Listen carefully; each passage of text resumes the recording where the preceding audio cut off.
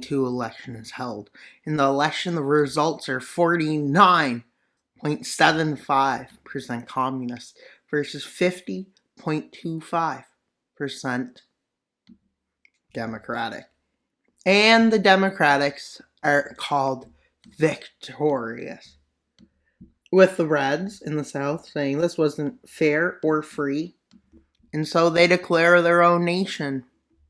They declare the nation of the Brazilian People's Republic in the South. We're using red to show it's communism, I guess.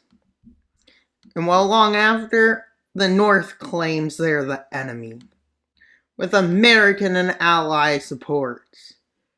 They think victory is on the corner, with the communists in the South worried about how this could end. And why is it? That's not the right color. This is the right color. Because no, the communists aren't invading themselves. They're getting invaded. Along the front, with the northern nations having supreme tactics, supreme almost everything. With the South controlling a few of the major cities of Brazil. With the communists starting to advance forwards as the Commune League decides to send help. Quickly, the front line looks like this.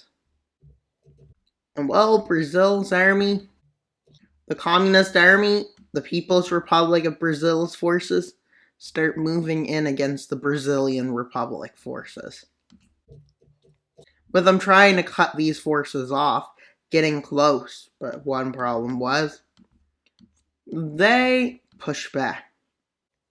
With their population having a higher percent militarized than the North, it allows quick pushbacks. And while everyone is starting to get shocked as advances by the communists start becoming successful. With the USA sending forces to help Brazil.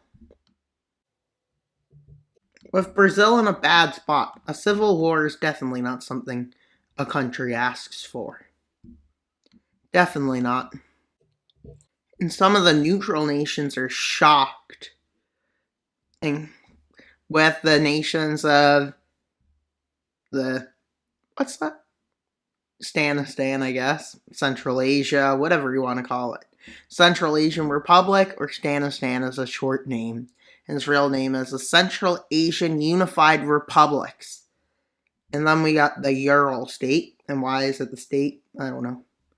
But it's neutral and it calls for some kind of peace idea. Along with Iran, Afghanistan, the UAE, Liberia, Sierra Leone, and Ireland. And some of the more communist leanings. Definitely not democracies, more communist leanings. As the democracies get shocked when a surprise invasion reaches here. Well, at this point it starts turning into a proxy war. As both sides start sending troops to whatever side they support. Which leads the communists an advantage. As the communists are on the offensive. Eventually, this is stopped by a counter-offensive by the democracies. And it literally leads to the map looking like this. And it's impossible for there to be peace, it appears, as an advance happens to this area. And the few communists in the Amazon start rising up. Yeah, there's some communists here. With it being found out as the communists look around the areas they're starting to occupy, that something bad happened, which is that the election was rigged. It was actually 52% for the communists and communist close parties. Once that comes out, support from the democracies as democracy forces flee into Guyana, in French Guyana, which probably became Guyana, in Suriname. That's what it is, Suriname. And while Brazil collapses in on itself to the communists, which embarrasses the West, embarrasses them. Honestly, World War III might just be around the corner. World War IV, I mean. This series has had a lot happen. Not long after turning communist, they decided to join the Commune League, which has been like that, with Venezuela being overthrown by communists.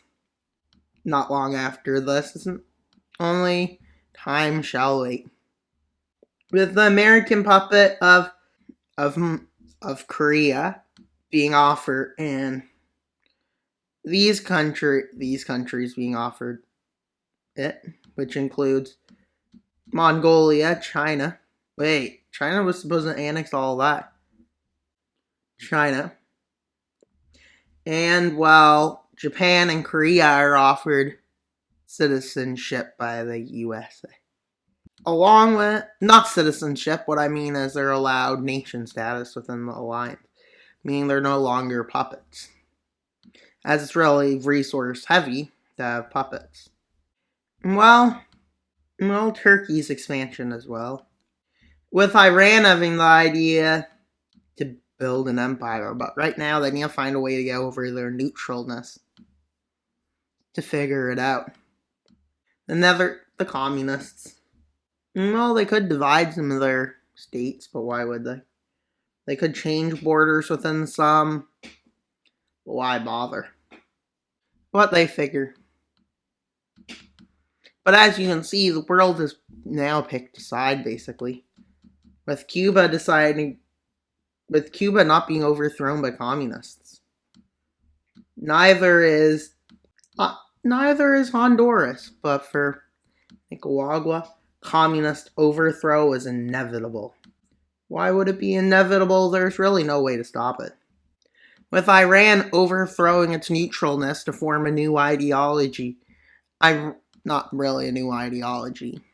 Well, really, they decide to do an imperial democratic nation is what their ideology basically is. Imperial democracy, which means it's a democracy, but it invades other nations. And so the first target is Afghanistan. And this shows the world what they truly believe. As invading another nation does not look good to anybody. Especially that they claim these as neutral states. Not in anybody's interest to have one side become allowed of it. But eventually it just happens inevitably. And Iran decides to annex it all, actually. Which really makes you think. I just did this maybe to put in fun. As it shows the world what Iran is truly capable of. People fear this, I would say. And they declare the Persian state, which basically it's an imperial democracy, but imperialism starting to erode on the democracy-ness and make it just plain old Iranian imperialism, which is slightly different than imperialism, but it basically is the same thing. Imperialism is more democratic in nature, but not really democracy. There's a vote for who's in charge, but there's not much say on what the leader decides to invade, who they decide to invade. That's not what the say is on the nations in general. But since they are neutral, they can still invade as long as they don't join an alliance, is what they say. And then you can see, yeah, Ukraine looks a bit big. No, the Russian state does. Part of this alliance. And then there's Siberia. With Ukraine being declared a communist nation, no longer a puppet, along with the Baltics, as they have shown enough loyalty to be put to this. And then the Pakistan puppet, you may say, what's going to happen with them?